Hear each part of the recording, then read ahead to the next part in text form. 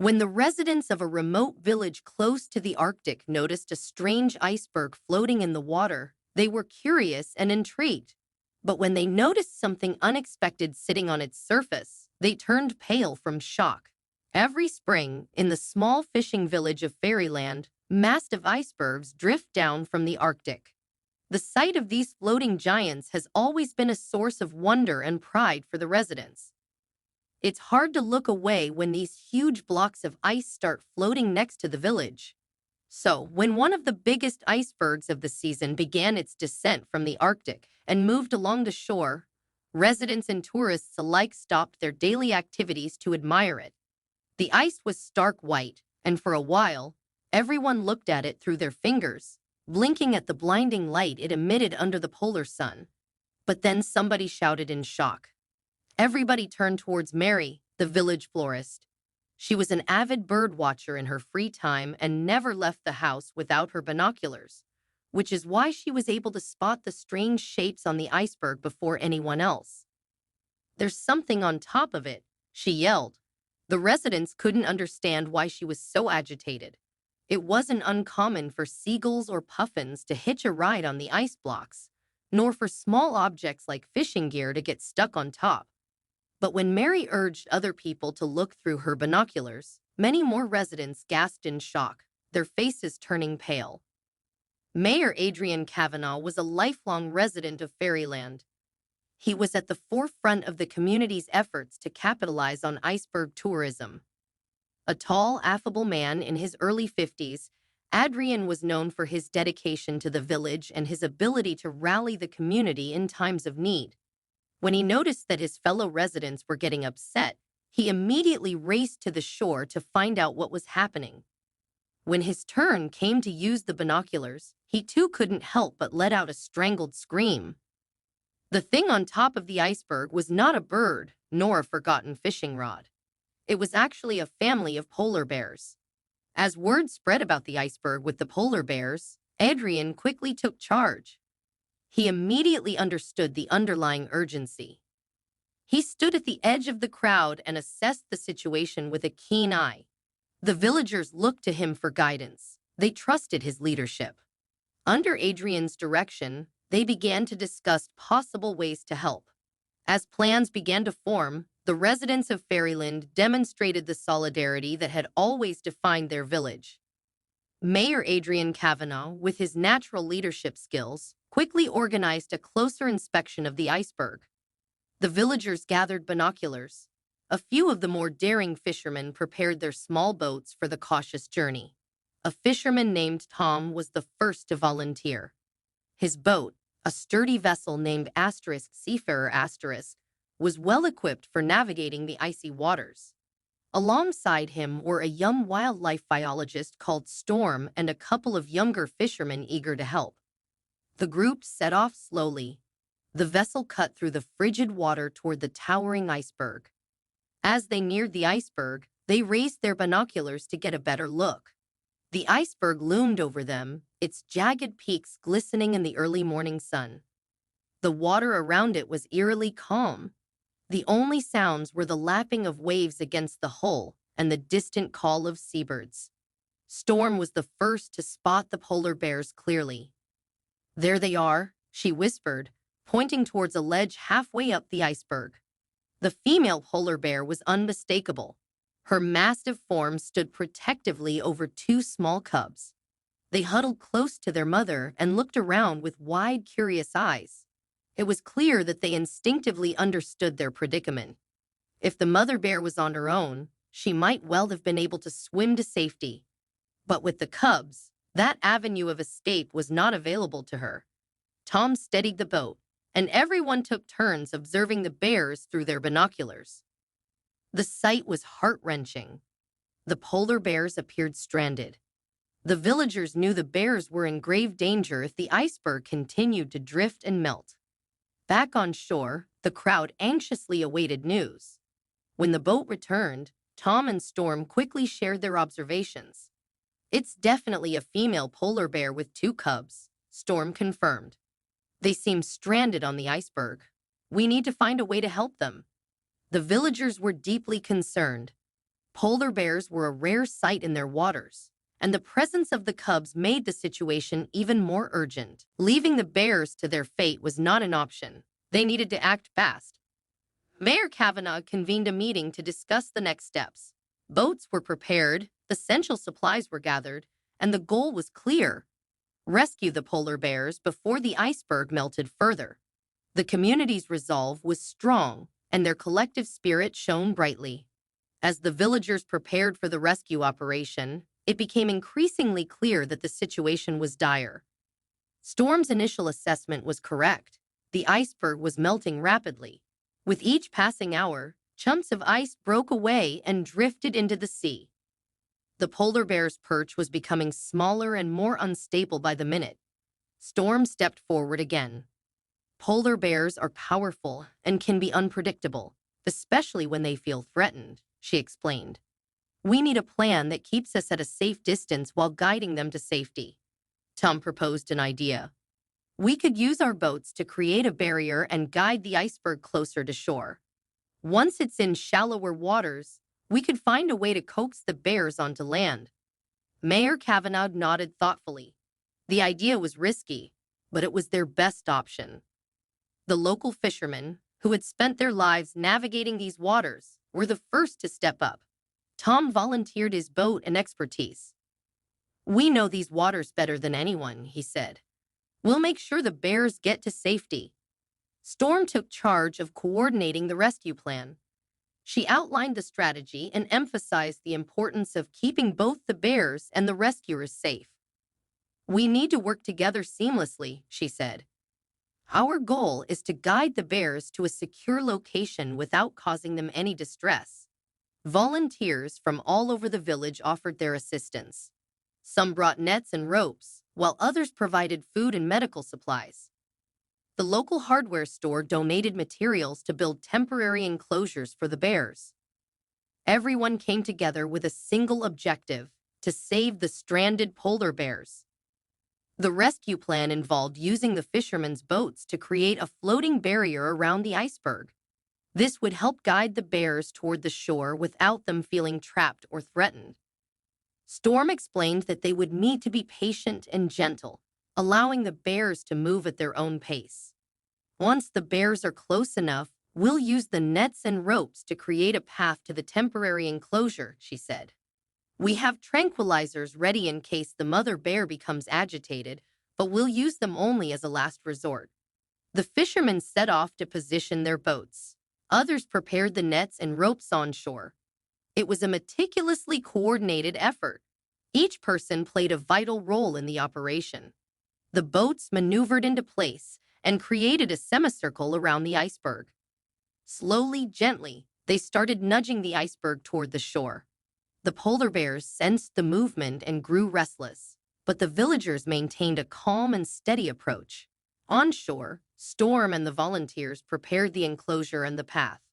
They laid out nets and ropes, ensuring there was a clear and safe route for the bears. As the iceberg drifted closer, the polar bears became more anxious.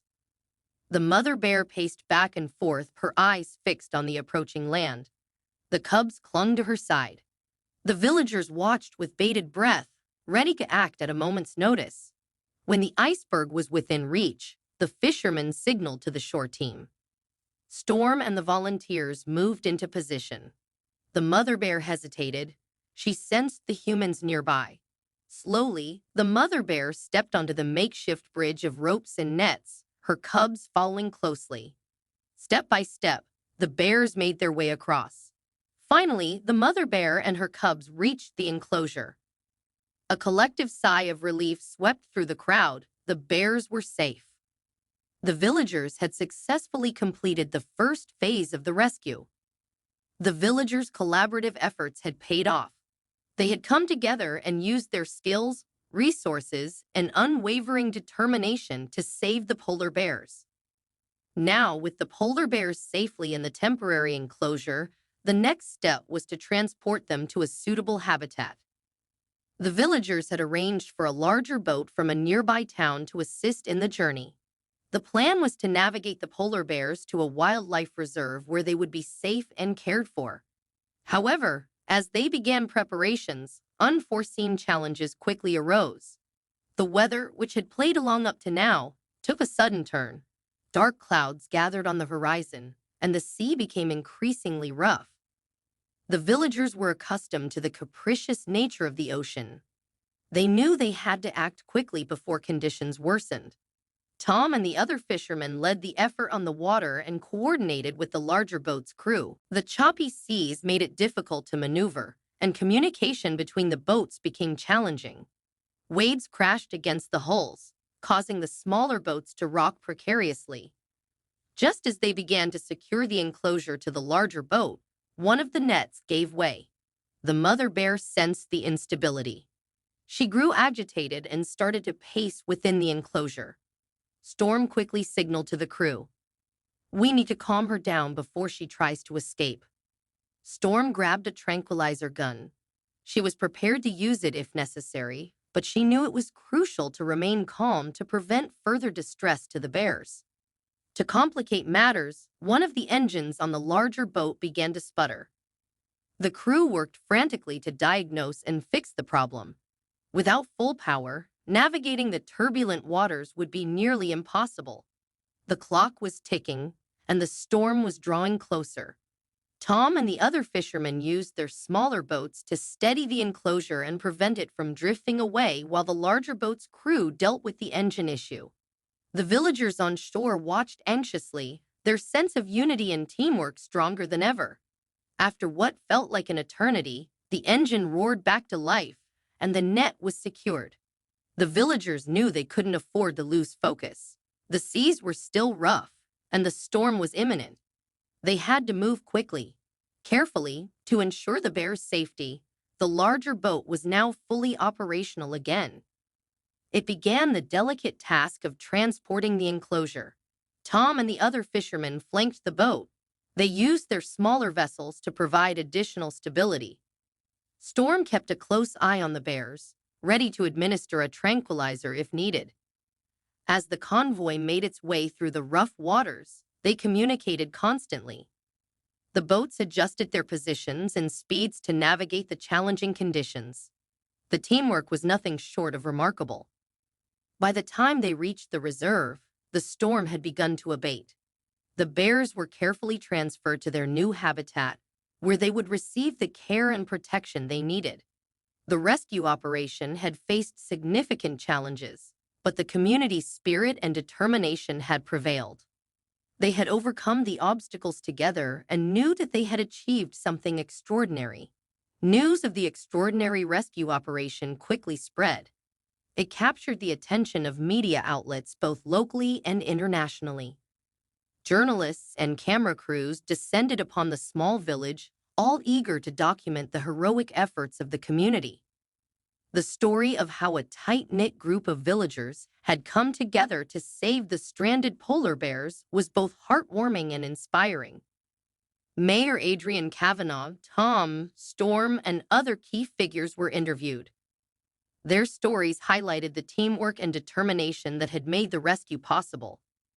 The villagers shared their experiences, emphasizing the collective effort and the deep sense of responsibility they felt towards the stranded animals. Storm spoke passionately about the importance of conservation and the role that communities play in protecting wildlife. "This rescue showed what we can achieve when we come together with a common purpose," she said. "It's a reminder that every action, no matter how small, can make a significant difference." The media coverage brought a wave of positive attention to Fairyland. The village, once known primarily for its fishing and iceberg tourism, was now celebrated for its compassion and resilience. Donations and support poured in from around the world to help fund the wildlife reserve and other local conservation efforts. As the excitement of the successful rescue began to settle, an unexpected revelation came to light, one that added a deeply personal layer to the story. An elderly fisherman named Samuel, who had lived in Fairyland his entire life, quietly approached Storm and Mayor Kavanaugh one evening after the media frenzy had died down. Samuel's weathered face held a look of recognition and nostalgia. He recounted a fishing trip from years ago, During the trip, he had encountered a lone polar bear while navigating the icy waters far from the village. The bear, which he now believed to be the same one they had just rescued, had been stranded on a small ice floe.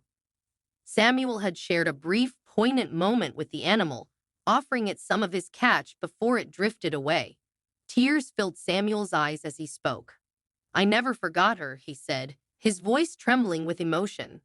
"Seeing her again with her cubs and being able to help this time, it means more than I can say." The villagers were moved by Samuel's story. They realized the full circle of his connection with the polar bear. This emotional bond underscored the significance of their rescue mission and highlighted the deep, often unseen connections between humans and wildlife. The successful rescue was not just a triumph for the village. It was profoundly meaningful closure for Samuel and evidence of the enduring spirit of compassion and care that defined fairyland.